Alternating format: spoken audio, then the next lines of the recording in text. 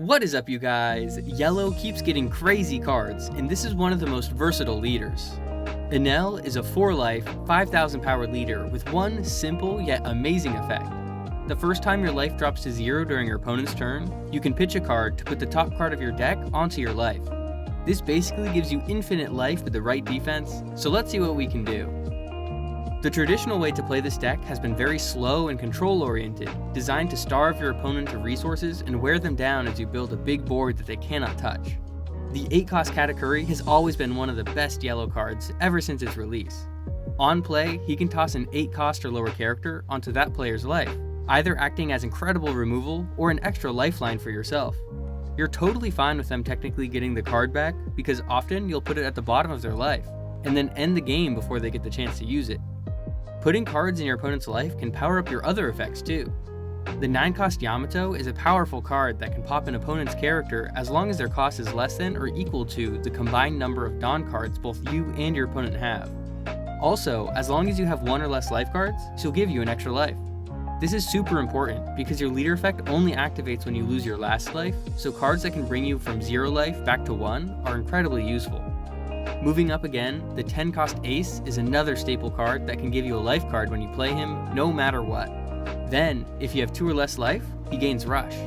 It's important to distinguish that each of these are optional, so if you already have 2 life, you can choose not to gain life and just use his Rush effect if you need more pressure. In any case, he's really useful because he can gain you a life card no matter what, helping you advance your game state even if you already have 2 or more life. Often, your opponent will try not to attack you in these types of situations, knowing you can easily gain life and therefore card advantage when you're low, so they'll try to prevent you from getting free cards. But Ace doesn't care about any of that. The 10-cost Enel is the most recent direct support this deck got. He also is a 10-cost rusher, and gives you a life card while you have 1 or less whenever he attacks. This guy is so much better than the others that came before him because he can gain you a life card each turn, either letting you focus on something else like removal, or just giving you the chance to gain 2 life cards in 1 turn, and letting you soak up 3 attacks during your opponent's turn. The 8-cost Dofi is a cool new yellow rusher as well, letting you add to your life when he's KO'd. These types of effects are really annoying and incentivizes your opponent to attack your leader, which works great for you since you can soak up the attacks and activate your triggers. Kuma is the last staple yellow card to come out that just gives you life. All you need to do is pitch a card from your hand, and then on KO, he'll give you another one for free. He's definitely a 4-of, he's just so strong, especially since he's just 6 cost, which gives you a lot of leeway on what else you want to do during your turn. Captain Kid is a crazy generic yellow card that just trashes your opponent's life on play. It just doesn't feel fair. They simply lose key resources, and then you can swing with him next turn. He's a huge threat. It's best to drop him after you attack. Your opponent will think they have more life cards than they actually do, so they may take a life when they shouldn't. Then, dropping Kid will severely weaken them. You can also combo him with Katakuri. You can put something on top of their life with Kat, and then the next turn drop Captain Kid to just get rid of their card before you attack. Moving down the scale a little, the 4-cost Basil Hawkins puts similar pressure on your opponent. On KO, he will also trash your opponent's life, and he's 5,000 power too, so he's just a free swing every turn. You can also play the 6-cost Nika Robin. On play, she trashes a life so long as your opponent has 3 or more life cards. The restriction is definitely a little annoying, but she can get your opponent down to 2 life, and then Kid can put them to 1, so it's definitely still strong. Kiku Nojo is the opposite. On KO, she will gain you a life as long as your opponent has 3 or less life cards. She has 6,000 power, which is easy enough to keep alive until you wear your opponent down. Although, I would probably prefer if she were 5,000 power and a 1k counter, like Basil Hawkins. Now that the life gain is out of the way, let's talk about removal.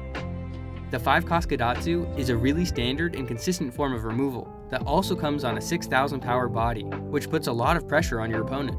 He also pops based on your opponent's life, so stalling them and starving them makes his removal even stronger.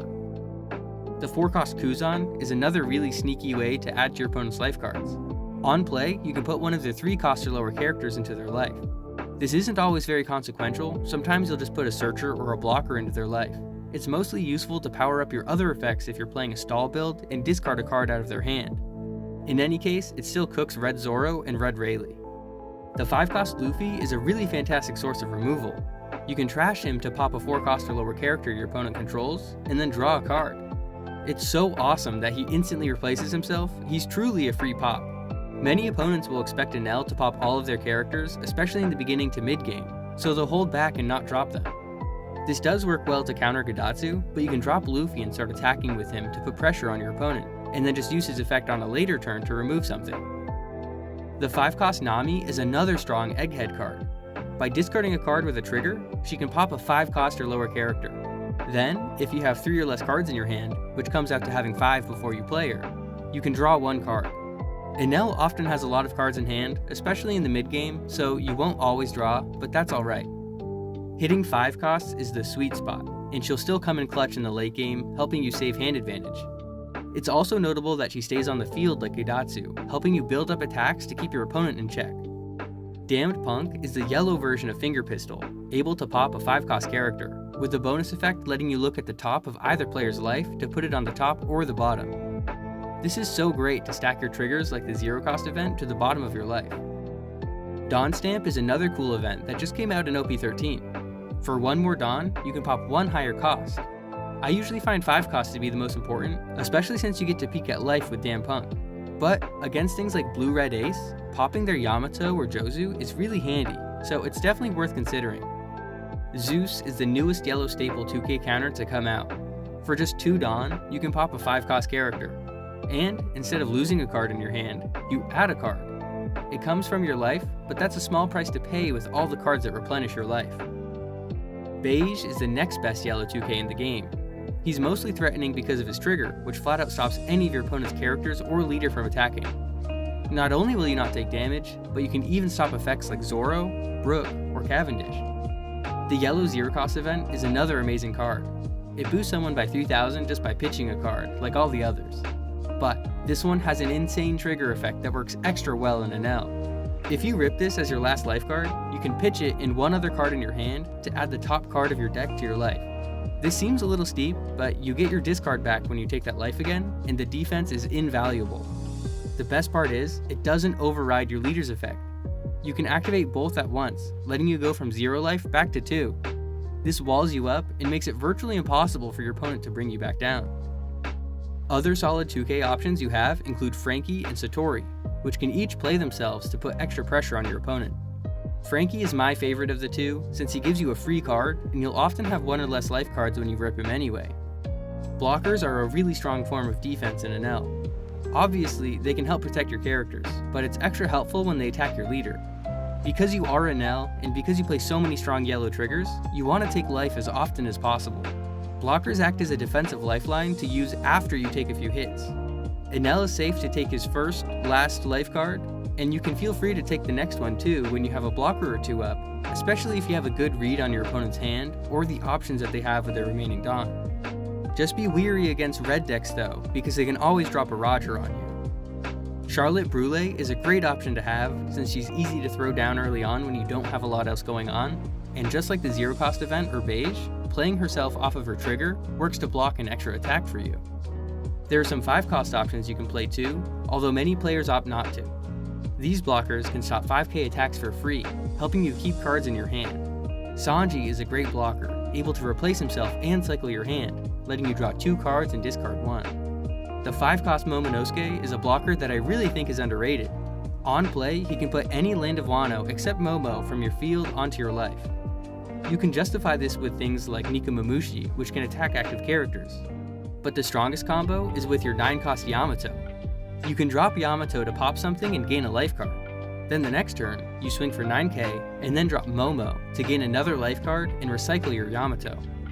You can even drop a Gadatsu or another form of removal in the same turn, giving you tons of defense and offense in the same turn. That's 2 life cards and a blocker, and then when you get Yamato back once your opponent attacks, another pop and a 3rd life card. This combo is nasty and puts you in a commanding position. The control version of Enel works really well against most decks, but it is countered by the recent meta, which is probably a reaction to Enel's dominance in earlier formats. Blackbeard feels like an impossible matchup, since you're not able to gain life cards with your on-plays, and the 10-cost Teach can negate your leader effect, shutting down your defense. Things like Rayleigh can be tricky since they flood the field with many attackers, making it tougher to feel good about taking your life cards. You can remove them with effects, but that won't handle them all, and attacking over them is difficult with their counter events. Similarly, with Emu, They'll come at you with a flurry of attacks, and you can't even try to remove them with your effects. Blue-purple Luffy and red-blue Ace will drop big bodies that are often too high cost for you to remove, and they can easily remove you too. And with their card advantage that their leaders generate, it's hard to starve them of resources. Enel is one of my favorite decks, so none of this is to say that he's unplayable. He just has a hard time in the current meta. My solution to this is to abandon the slow playstyle he's known for and to focus on powerful yellow rushers. The 7-cost Enel is a good example and helps justify a Sky Island version of this deck. He has a protection effect that you can use by trashing your top life card. It's not ideal, but it comes up sometimes. Upper Yard and Sure Up give you plenty of ways to find your rush Enels. Once you hit 10 Dawn, you'll want to keep dropping them as much as possible. These cards help fill your hand with them, and it's cool to play Sure off your life, and Upper Yard has other benefits too. Bram is a cool option you can play. He can rest blockers and other annoying cards like Jesus Burgess, letting your attacks go through and helping get over your opponent's characters. With the added offense, you can get over Blackbeard's Jesus Burgesses, and you rely a lot less on on-play effects. Similarly, you turn up the heat against Emu, and against the 3-life leaders you'll leave them scrambling, since they won't expect the pressure from Enel. If I were to go to locals, I would bring this version of the deck because it's not on the radar for many players. People will misplay against you, expecting a different build. The strongest and most competitive version of the deck is probably a blend of the two. Yamato is out. She can't cut it in this meta. Her pop isn't nearly as useful since you won't be focused on starving them. The 10-cost Rush Enel is still your best card, and the 8-cost Dofi is definitely worth playing too. I'm not a huge fan of the burn cards because focusing on them too much can let your opponent's field get out of hand. Basil Hawkins is too strong not to play, since you need something, anything useful to play out in the early game, and Captain Kidd really helps you go for game at 9,000 power. Enel has tons of potential. He's definitely one of the best yellow decks ever made, and he has a long future in this game. He has tons of defense, and lets you play many powerful high-cost cards without the worry of bricking, since you can easily discard them. I hope you guys enjoyed the discussion. Comment below what you guys want to see me cover next, and while you're at it, don't forget to subscribe, it really helps me out. We're just so close to 1,000 subscribers, I really can't believe it. If you're still here, you're the best, and I'll see you guys next time.